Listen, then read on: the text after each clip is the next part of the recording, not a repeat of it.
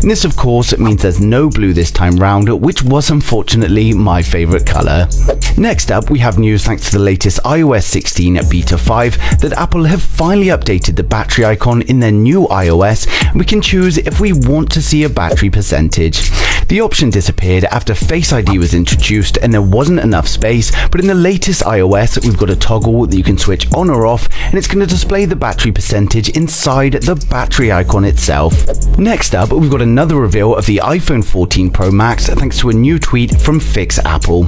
Now he's tweeted a video as well as multiple photos of the latest iPhone 14 Pro Max dummy unit, and he compares it with the predecessor.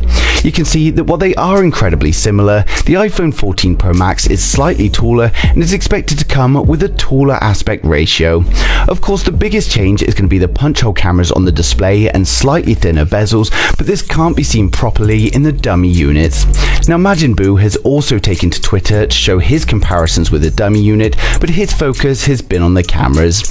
Now the iPhone 14 Pro Max is going to see a big improvement to the primary camera with a new 48 megapixel sensor, and as you can see by one of the photos, the new camera module is a lot more prominent than before.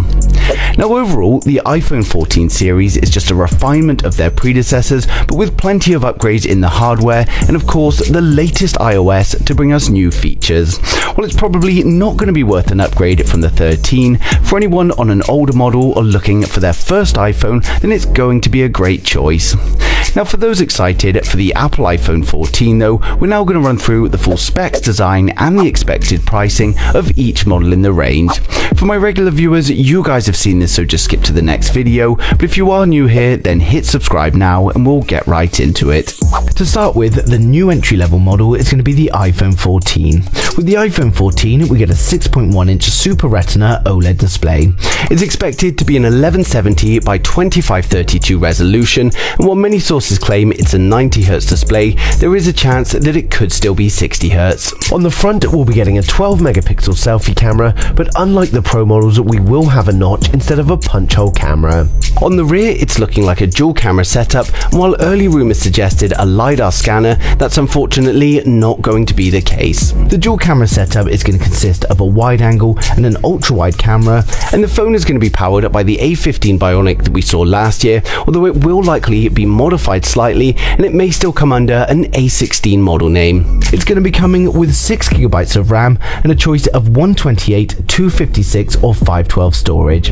The phone will be powered by a 3279 mAh battery with improved fast charging, likely to be around 25 watts. It's expected to support both wireless and reverse wireless charging, and it's also expected to come with 5G, Wi-Fi 6, Bluetooth 5.2 and ultra wideband support. It will of course ship with the new iOS 16. When it comes to pricing, we are expecting a slight increase due to higher component costs, so we're expecting the base model to start from $899.